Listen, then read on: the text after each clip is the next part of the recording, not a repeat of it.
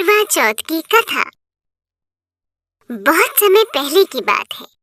एक साहूकार के 7 बेटे और उनकी एक बहन करवा थी। सभी सातों भाई अपनी बहन से बहुत प्यार करते थे, यहाँ तक कि वे पहले उसे खाना खिलाते और बाद में स्वयं खाते थे। एक बार उनकी बहन ससुराल से मायके आई हुई थी। शाम को भाई जब अपना व्यापार व्यवसाय बंद करके घर आए तो देखा कि उनकी बहन बहुत व्याकुल थी। सभी भाई खाना खाने बैठे और अपनी बहन से भी खाने का आग्रह करने लगे, लेकिन बहन ने बताया कि उसका आज करवा चौथ का निर्जल व्रत है और वह खाना सिर्फ चंद्रमा को देखकर उसे अर्घ्य देकर ही खा सकती है। क्योंकि चंद्रमा अभी तक नहीं निकला है, इसलिए वह भूख प्यास से व्याकुल हो उठी है।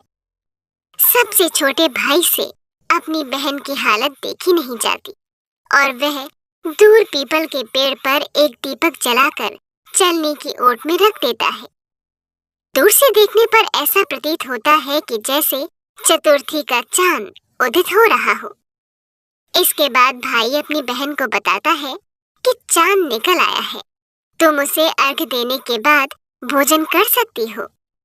बहन खुशी के मारे सीढ़ियों पर चढ़कर चांद को देखती है, उसे अर्घ्य देकर खाना खाने बैठ जाती है। वह पहला टुकड़ा मुंह में डालती है तो उसे छींक आ जाती है। दूसरा टुकड़ा डालती है तो उसमें बाल निकल आता है और जैसे ही तीसरा टुकड़ा मुंह में डालने की कोशिश करती है तो उसके पति की मृत्यु का समाचार उसे मिलता है। वह बौखला जाती है। उसकी भाभी उसे सच्चाई से अवगत कराती है कि उसके साथ ऐसा क्यों हुआ। करवा चौथ का व्रत गलत तरीके से टूटने के कारण देवता उससे नाराज हो गए हैं और उन्होंने ऐसा किया है। सच्चाई जानने के बाद करवा निश्चय करती है कि वह अपने पति का अंतिम संस्कार नहीं होने देगी और अपने सतीत्व से उन्हें पुनर्जीवन दिलाकर रहेगी। वह पूरे 1 साल तक अपने पति के शव के पास बैठी रहती है, उसकी देखभाल करती है। उसके ऊपर उगने वाली सुईनुमा घास को वह एकत्रित करती जाती है। 1 साल बाद फिर करवा चौथ का दिन आता है। उसकी सभी भाभियां करवा चौथ का व्रत रखती हैं। जब भाभियां उससे आशीर्वाद लेने आती हैं, तो वह प्रत्येक भाभी से यम सुई ले लो, प्रिय सुई दे दो, मुझे भी अपनी जैसी सुहागिन बना दो, ऐसा आग्रह करती है।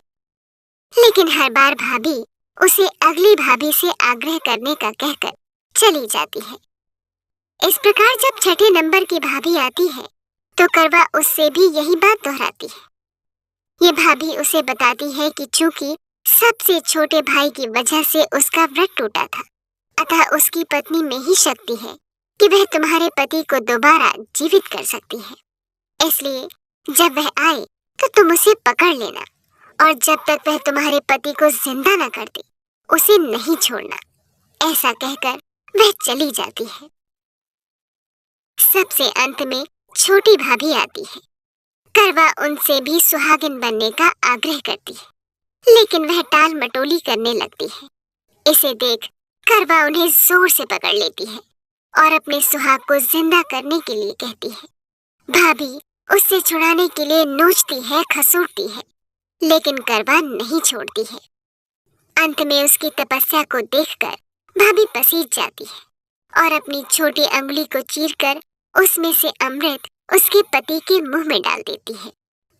करवा का पति तुरंत श्री गणेश कहता हुआ उठ बैठता है। इस प्रकार प्रभु कृपा से उसकी छोटी भाभी के माध्यम से करवा को अपना सुहाग वापस मिल जाता है।